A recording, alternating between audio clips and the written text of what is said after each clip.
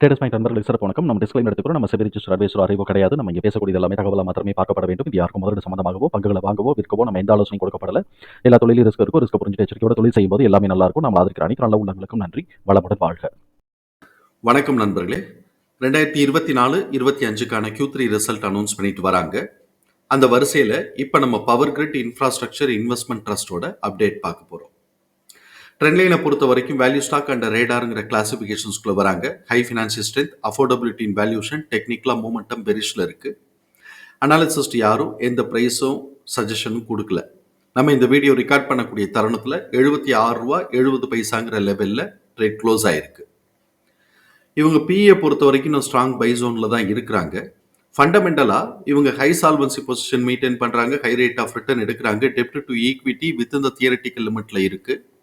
BA and BBA பொறுத்த வரைக்கும் சப்சிக்வெண்ட்டாக க்ரோத்துக்கான opportunity இருக்குங்கிறது நம்மளுடைய பார்வை.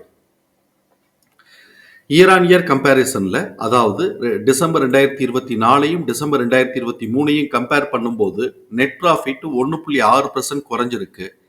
ரெவென்யூவில் பெரிய சேஞ்சஸ் இல்லை, 0.2 தான் சேஞ்சஸ் இருக்கு. Q2Q கம்பேர் பண்ணும்போது ரெவென்யூ 0.2 இன்க்ரீஸ் ஆயிருக்கு. அதே மாதிரி நெட் ப்ராஃபிட் பார்த்தோம் அப்படின்னு சொன்னோம்னாக்க ஒரு 5 கோடி ரூபாய்க்கு குறைஞ்சிருக்கு.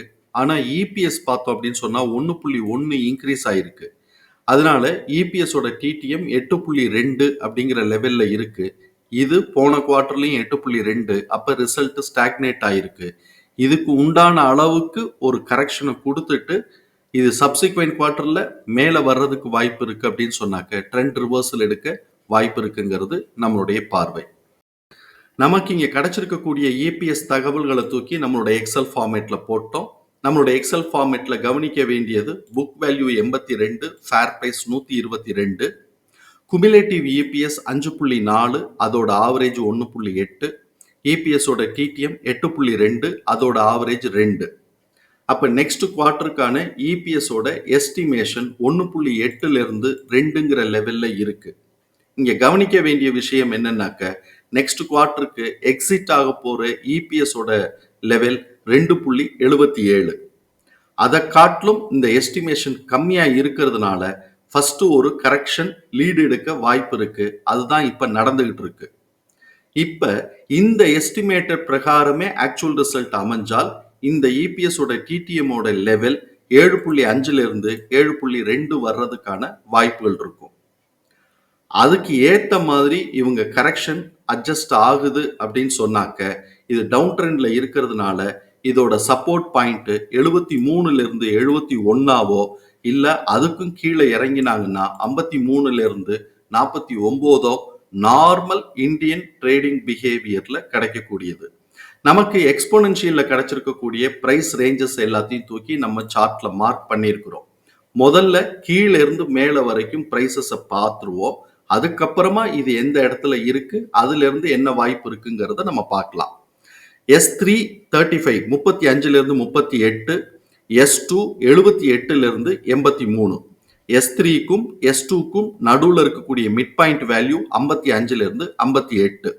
S2 மேலே உடைச்சு போச்சு அப்படின்னு சொன்னாக்க S1 147 154. ஆனாலும் S2க்கும் S1க்கும் நிறைய கேப் இருக்கிறதுனால நடுவில் இருக்கக்கூடிய மிட் பாயிண்டோடைய லெவல் 109 115.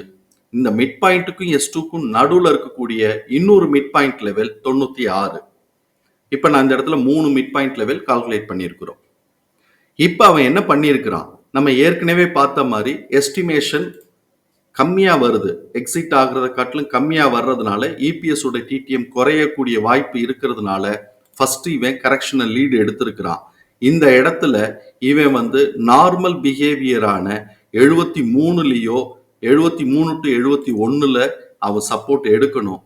இல்லை அப்படின்னு சொன்னா 53 49ங்கிற ரேஞ்சுக்கு இறங்கணும். இப்ப இந்த இடத்துல என்ன ஆகுது அப்படின்னு சொன்னாக்க S2க்கும் S3க்கும் நடுவில் இருக்கக்கூடிய மிட் பாயிண்ட் 55 to 58 மோஸ்ட்லி இந்த இடத்துல சப்போர்ட் எடுக்க வாய்ப்பு இருக்கும். எப்பன்னா 71 கீழே உடைச்சா 71 கீழே உடைச்சா இவன் 55 58ங்கிற ரேஞ்சில் சப்போர்ட் எடுக்க வாய்ப்பு இருக்கும். அதுக்குள்ளேயும் இவனுடைய Q4 ஆக்சுவல் ரிசல்ட் இந்த எஸ்டிமேஷனை காட்டிலும் பீட் பண்ணி கூட போச்சு, நல்லா பெர்ஃபார்ம் பண்ணிட்டாங்க அப்படின்னு சொன்னாக்க இந்த இடத்துல கன்சாலிடேட் ஆகிறதுக்கு வாய்ப்புகள் இருக்கும். Q1 ரிசல்ட் நல்லா கூட எடுத்துட்டாங்க அப்படின்னு சொன்னால் Q4 ரிசல்ட் பெர்ஃபார்ம் பண்ணிட்டாங்கன்னா இந்த இடத்துல கன்சாலிடேட் ஆக வாய்ப்பு இருக்கும். Q1 ரிசல்ட் நல்லா பெர்ஃபார்ம் பண்ணிட்டாங்கன்னா இது ட்ரெண்ட் ரிவர்சல் எடுக்க வாய்ப்பு இருக்குங்கிறது நம்மளுடைய பார்வை. அப்படி ட்ரெண்ட் ரிவர்சல் இந்த மிட் பாயிண்ட்லயே சப்போர்ட் எடுத்துட்டு ட்ரெண்ட் ரிவர்சல் ஆனாக்க நம்ம கவனிக்க வேண்டிய பிரைஸ் S2 78ல இருந்து 83, அதை உடைச்சு போகும்போது 96, அதுக்கும் மேல 109ல இருந்து 115 இந்த மிட் பாயிண்ட் லெவலையும் உடைச்சான்னா S1 லெவலான 147ல இருந்து 159க்கான வாய்ப்பு இருக்குங்கிறது நம்மளுடைய பார்வை. தகவல் பயனுள்ளதா இருக்கும் நம்பரே. தகவல் பயனுள்ளதா இருந்ததுன்னா சங்கருக்கு ரொம்ப சந்தோஷம். நம்மளை ஆதரிக்கிற அனைத்து நல்ல உள்ளங்களுக்கும் நன்றி. வளமுடன் வாழ்க. நன்றி நண்பர்களே.